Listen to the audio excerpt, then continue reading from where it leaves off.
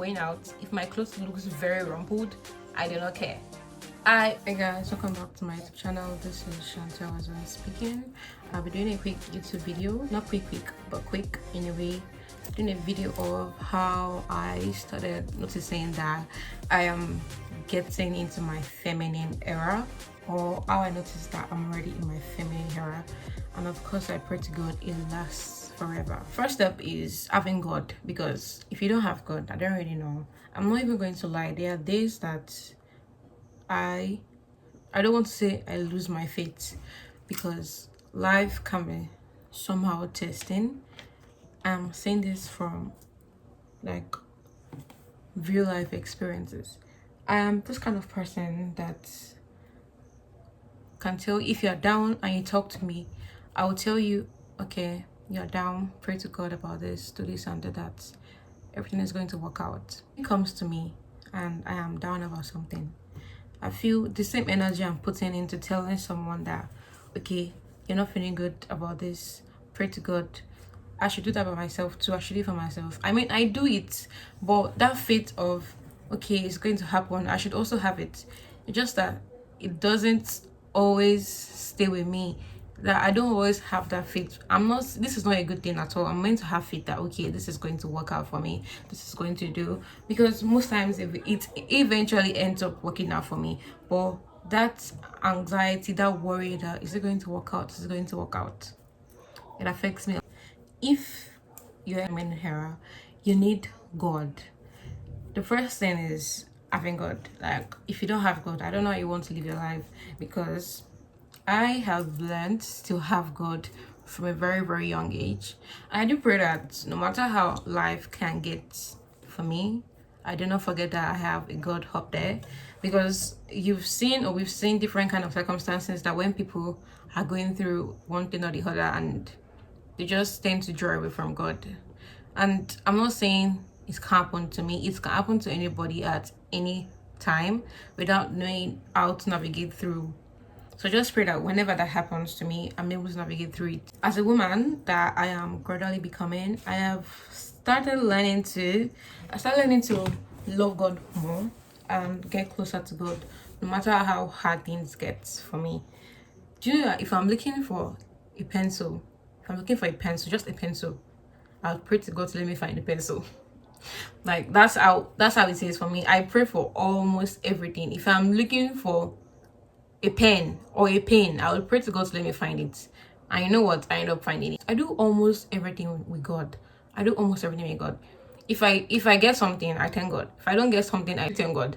If I'm looking for something, I always want to put God in everything I'm doing. If I want to do something, I always tell God. If I do something that is not good, I'll tell God, oh God, please forgive me for this. I'm always like ready to tell God anything. Though there's a little bit of an issue, which is me having trust and faith that, okay, this is going to actually happen, because I do get a little bit like worrying a lot. Not even a little bit, I worry a lot. I am an overthinker. I think of almost everything, that how does this happen, how is it going to happen. I always bother about almost everything. Like, I bother about everything, and I still end up talking to God about it, that, okay, I'm bothering about this, I shouldn't be bothering about this, I should always have my faith in you, and things like that. But then I feel like the more I get talking to God, is the more things get better for me. Yeah, that being said, just try and get closer to God to put you through things, because without God you can't really live life. Yes, sometimes it gets really hard, sometimes it gets really good. So I just pray that no matter how life gets for me, I always still have God by my side. I'm this person that finds things, like, I am kind of supernatural with life. Yes. How do I mean so?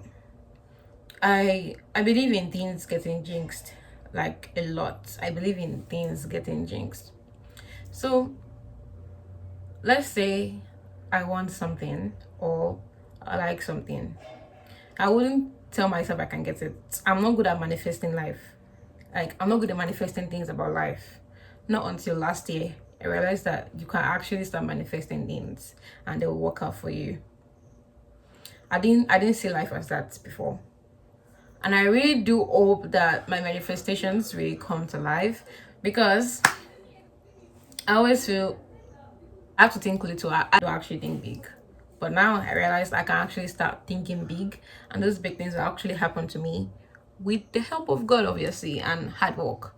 It's not just by saying it that it's going to happen, you have to also work towards it. So, yes, I didn't think good of manifestation and the works of manifestation. So, apparently, if you manifest good things in your life, they would actually happen. If you don't have money, you don't tell yourself you don't have money, in the sense that you don't call yourself broke. You call yourself something good, and just wait for it to happen to you. You're not always being negative about yourself, about your life. You are being positive about yourself, and that's what I start doing now. I don't always talk bad about myself or be negative all the time to myself, because I used to be negative. That now this one can't really happen to me. It's just for some certain kind of people that these good things can happen to. But it turns out I can also get the good things that happen to other people. There is that big power that comes in manifestation. Please try and manifest good things into your life. People that are also getting good things, I'm not saying all of them, because some people do have the secret ways of making life happen for them. But I mean the ones that are really genuine, the ones that are really genuine and are making it the manifestation we had work with God. It can also happen to you if you put in that effort too. Another thing is taking care of myself. Well, I mean, personal hygiene, looking good, looking great. Let's say that, okay, I'm going out now, I'm going somewhere. Let's use the mosque for an example. I used to be the person that if I'm going out, if my clothes looks very rumpled, I do not care. I do not care if my clothes looks very rumpled. But now that I'm beginning to see that, okay, as a woman, as a lady, you shouldn't be looking like that. I was going for Jima like 3 weeks ago. There was this dress I always wear, and ever since when I wear it, I've been wearing it. Ever since I've been wearing that dress, I have never for once cared if it was rumpled or not.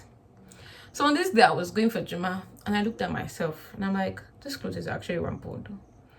And for the first time, like I said, I was concerned that people would notice that my clothes was rumpled. Meanwhile, all the years of my life, I go out, I do not care if my clothes is rumpled or not. So as I was going out and I was just trying to observe if there was any other person out there with the rumpled clothes, I won't be the only person with the rumpled clothes. I was so, what's it called? I was so bothered about my clothes being rumpled.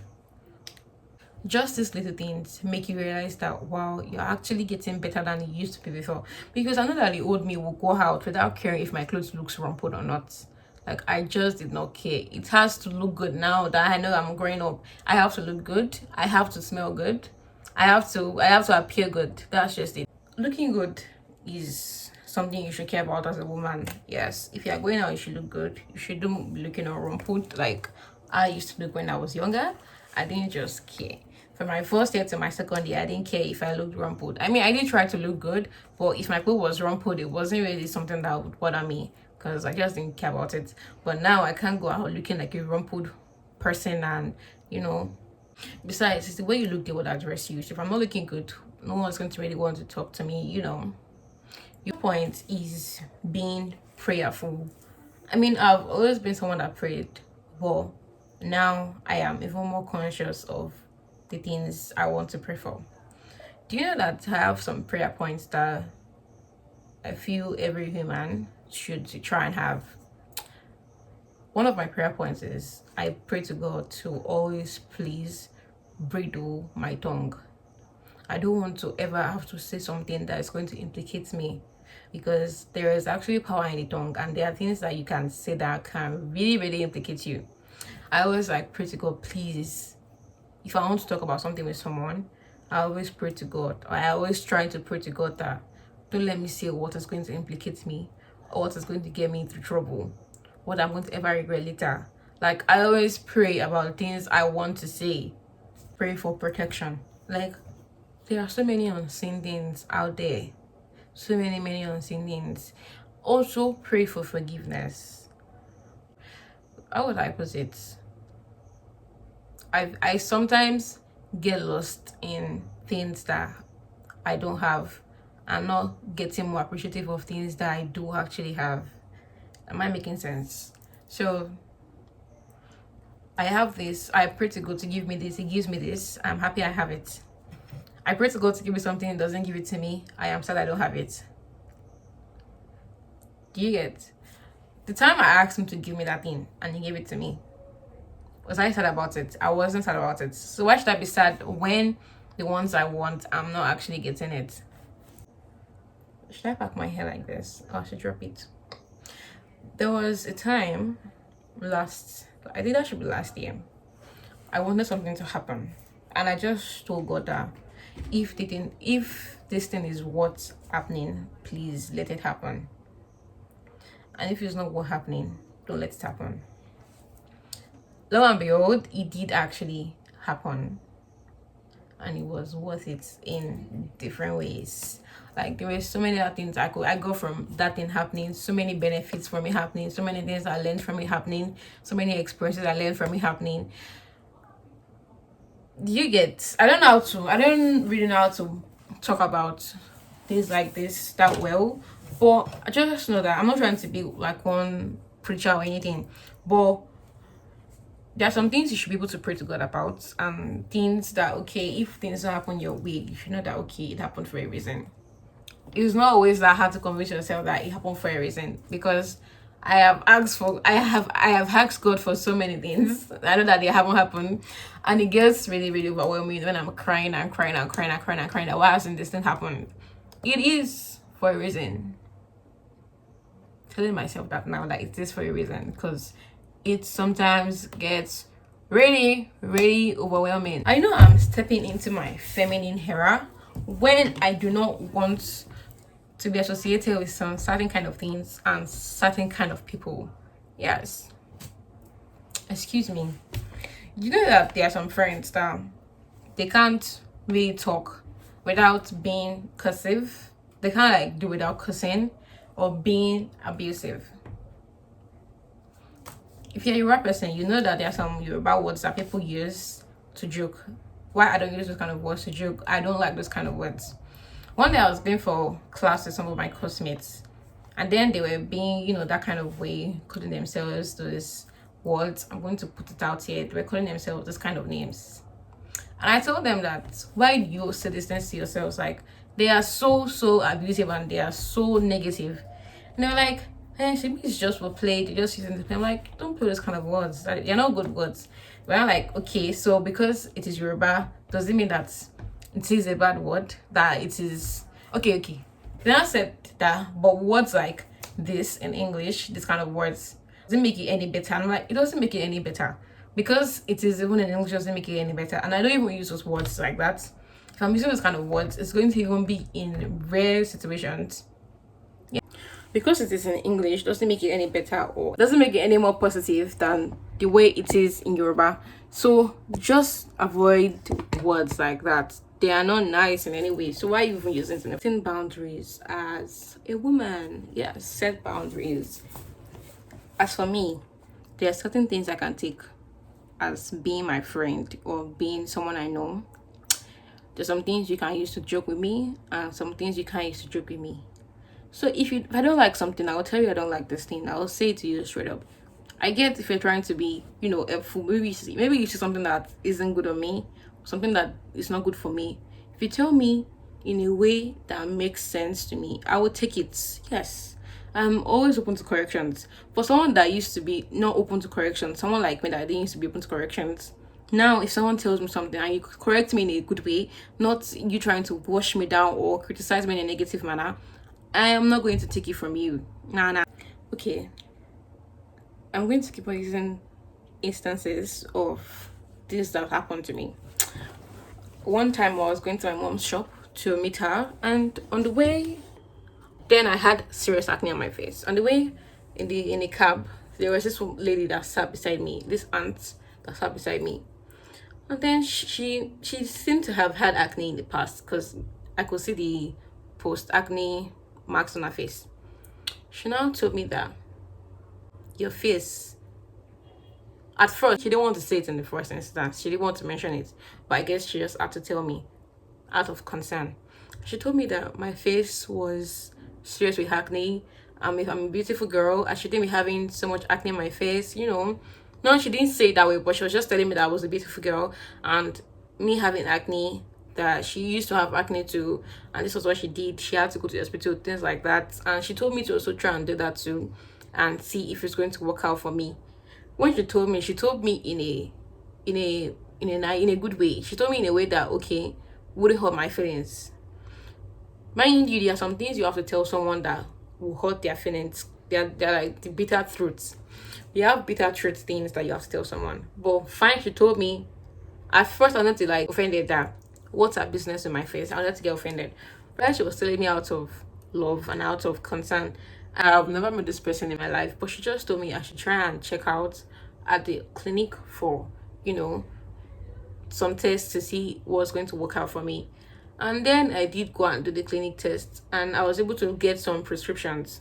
This is the first instance, one of so you don't have solution to my problem. I don't think you have the right to talk about it. The instance was when my classmate saw my face, and she was telling me that I have too many spots, that am I not doing anything about it. I felt very offended, and I think you kind of should, because why would you tell me that? Am I not working on it? Because do you think I'm leaving my room every morning and not seeing what my face looks like and saying that okay, I need to work on this? Huh? I'm always open to corrections. I'm always open to corrections. In fact, I like moving with smart people because I believe that the more I move with smart people, the more I learn from them and the more they also learn from me. So if someone wants to correct me and it is in a good way, I have no like issue taking it from them. But if it is in a bad way, I have so many issues taking it from you. Learning how to be nice to people, be nice. It takes nothing. Learn how to be nice to people. Like I said, I just used to think this bad habits were so good, and it made me look more classy, or it made me look mean, it made me look fierce. But no, saying sorry helps. Being nice, it helps. Being nice to people helps because you don't know when you can jam someone again. Like you really don't know. That's why I always try to be nice to people. If I'm not nice to you in our first encounter, like from this year, just know maybe you have the problem, not me, because I know that I'm always trying to be nice to people. I'm always trying to smart people. You don't even know, you don't really know where you can meet someone again. Last but not the least is learning how to say you are sorry. You are sorry. Over the years, like I would always keep on saying, I feel like my feminine journey started last year. Yes, like I became more involved of my feminine journey last year. And not until last year, I didn't know how to really say sorry to people. I always felt there was that kind of pride being the one that doesn't say sorry. Like there's that pride that comes with not saying sorry, and that ego that comes with not saying sorry. But it turns out that if I'm actually wrong now, if I'm the one at fault, I always learn to say sorry.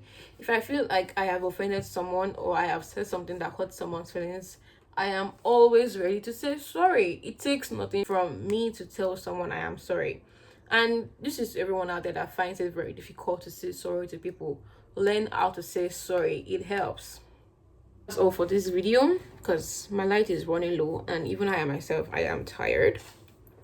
And that's just it. Just learn to like take these few points to yourself. Learn to be prayerful. Learn to have God by your side. Learn to say sorry. Learn to be nice. Learn to be what else? I don't remember my points. Learn to be feminine in a good feminine way. It's not just about looking good, smelling good, appearing good. Ooh. Bye. See you in my next YouTube video. I did try to be good here, but yeah.